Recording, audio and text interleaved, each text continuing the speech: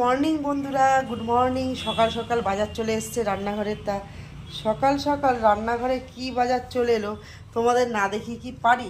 দেখো, তার আগে আমি একটা জিনিস দেখাই। আজকে কিন্তু সকাল সকাল রান্নাঘরের বাজার যেমন চলে এসছে, সমস্ত কাজকর্ম ছানধান আমার সব complete.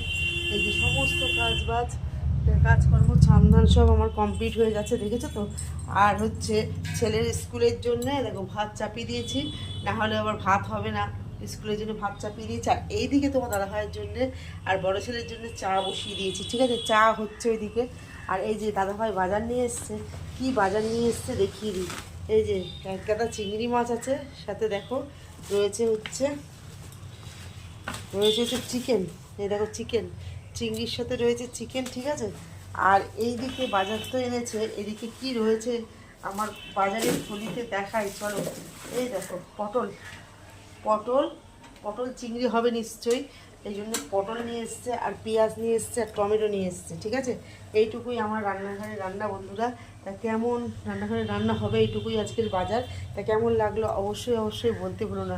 Thank you all my friend. সকাল সকাল ঘুম থেকে উঠে পড়ো আর অনেক ভালো দিনটাও কাটাও।